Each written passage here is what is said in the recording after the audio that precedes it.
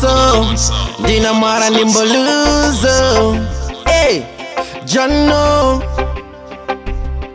Ndika tiko pirati Jono star K2 mwari abasava noita Just tiko pirati Ndino famba na mostai ai Ndino famba na mostai ai Inene na mwari wangu kwa ndoda kuyenda ndichakusika. Ndino famba na mostai Ndino famba na mostai Inene na mwari wangu kwa ndoda kuyenda ndichakusika. Vaifunga kuti kijana simba sema songa mako yimba vakusotwa ngwani mimba adu vakungebirida vachigancha dirika nesimbara mwari ikoko kwa varinda kusvika. Eya apana nenge mwarika pasi pezuva busta richa busta nerimwe ramazuva musazoshamisika ndava isa muguva ndevhurire ndiende mani ndipei nguva. Ndinofamba na mostai ai ndinofamba na mostai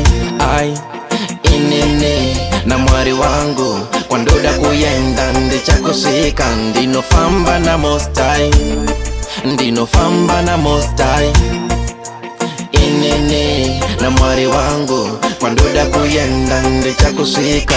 Mama vangu vanogara chindina matira shingirira mwari baba vachavhura nzira ndozvisiva nerimwe zuva ndichabudirira musashamisike vanonditsigira.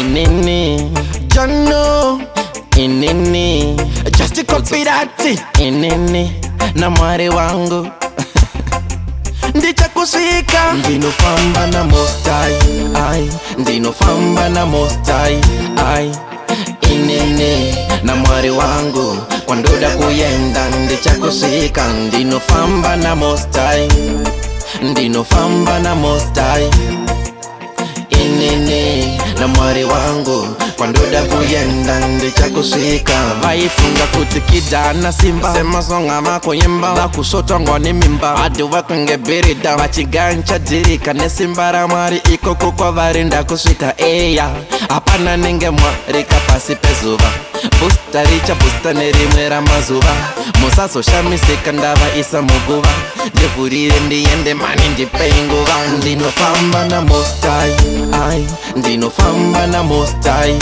ai Inene na mwari wangu kwa ndoda kuyenda ndichakusika. Ndinofamba na mostai Ndinofamba na mostai Inene na mwari wangu kwa ndoda kuyenda ndichakusika.